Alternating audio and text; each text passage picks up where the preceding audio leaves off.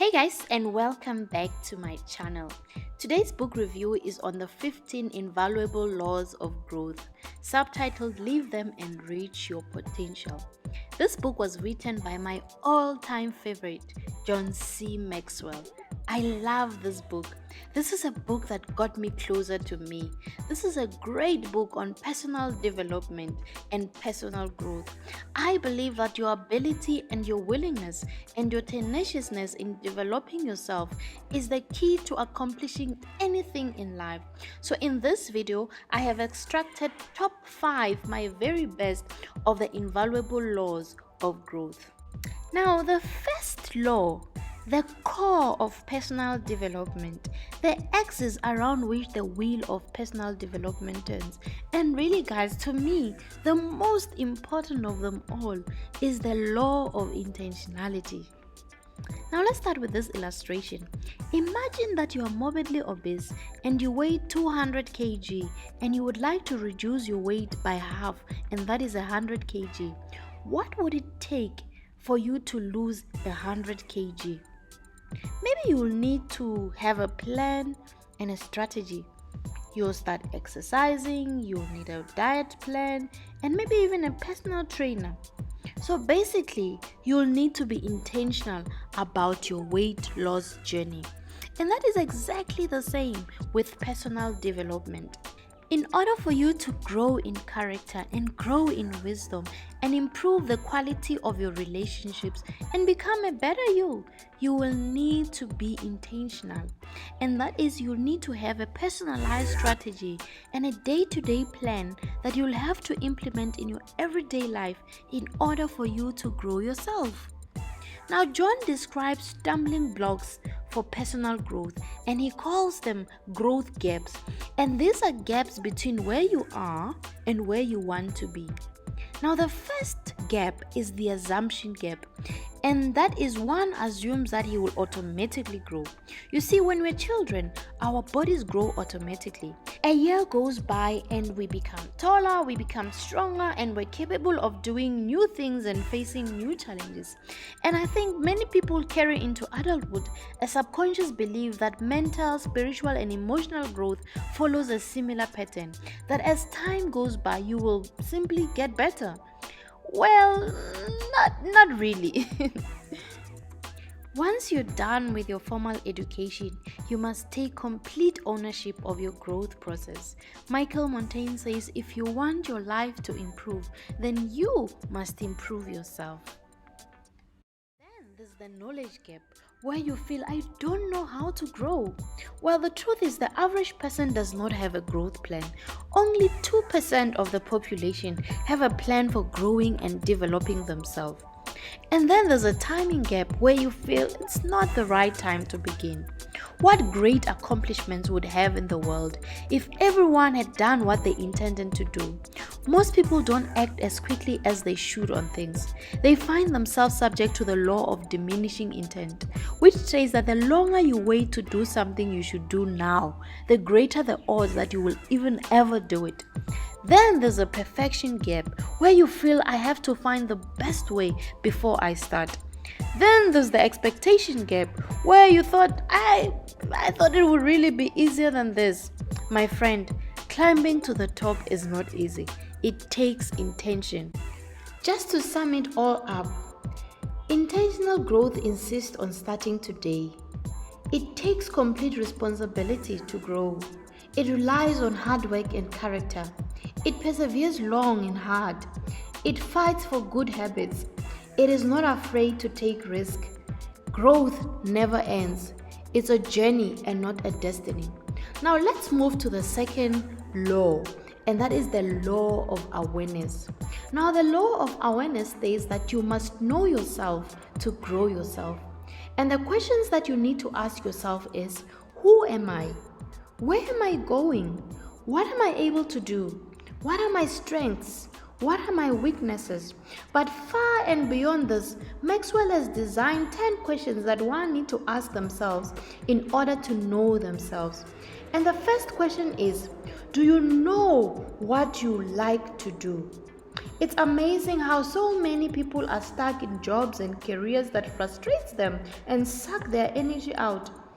If you're not enjoying what you are doing for a living, then you need to take some time and examine why. The second question is, what would you like to do? This is very important because you will never fulfill your destiny doing work that you despise. Now, the third question is, can you do what you'd like to do? Now, this is very, very important because you need to align your strength and your ability to what you'd like to do. Samuel Johnson observed that almost every man wastes part of his life in attempt to display qualities which he does not possess. So you need to discover your uniqueness and then discipline yourself to develop it. The fourth question is, why do you want to do what you would like to do? And this speaks of your motive. When you do things for the right reason, it gives you inner strength when things go wrong. It keeps your path and vision clearer, and it keeps your life less cluttered.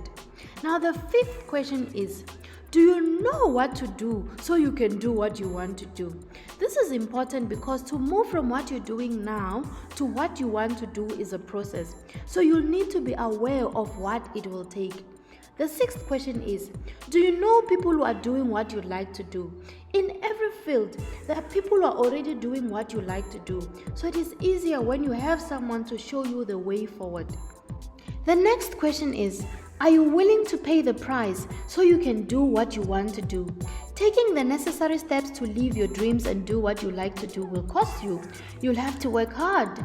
You'll have to make sacrifices. You'll have to keep learning and growing and changing. And the next question is, when can you start doing what you'd like to do? Because nobody ever got ready by waiting. The only way to get ready is by starting. And the final question is, what will it be like to finally do what you'd like to do? John says when you finally do what you want to do, it will be better than you ever imagined. But I want to encourage you to seek what you were put on this earth to do and pursue it with all your efforts. Now let's move to the third law. This is my all-time favorite. This law, guys, just makes sense to me. This is the law of consistency. Jim Tressel says the hallmark of excellence and the test of greatness is consistency. You see, motivation gets you going, but discipline keeps you growing. And that is the law of consistency. It doesn't matter how talented you are or how many opportunities you receive. If you want to grow, consistency is key. One of the best things you can ever do for yourself as a learner is to cultivate the ability to grow and enjoy the process. Because it's going to take time, so you might as well enjoy it. Everything that is worthwhile in life takes dedication and time. The people who grow and achieve the most are the ones who harness the power of persistence and consistency.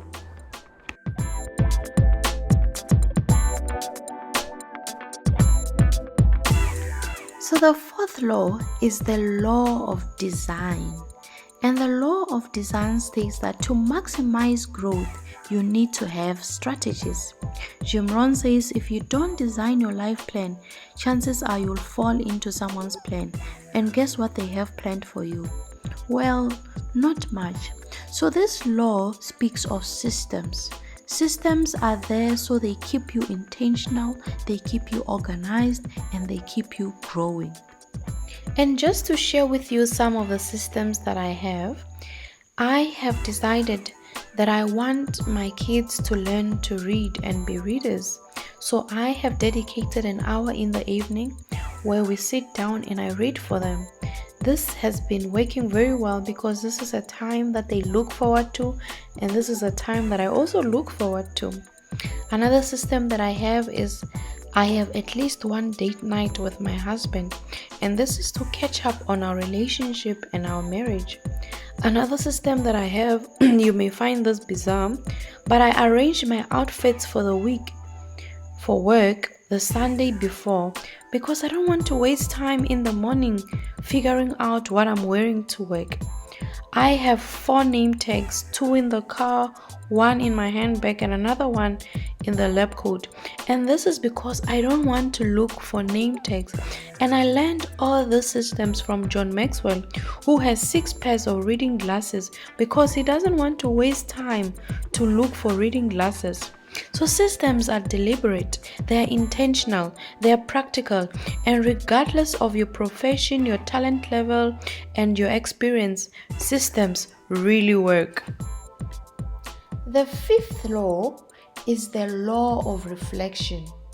Learning to pause allows growth to catch up with you, and that is the law of reflection. There are many different ways of growing and an infinite number of lessons to be learned, but there's some kind of growth that come to us only when you are willing to stop and allow the lesson to catch up with you. The reason why some people will jump from one abusive relationship only to find themselves in another relationship like that is that they never take the time to reflect the experience of the previous relationship.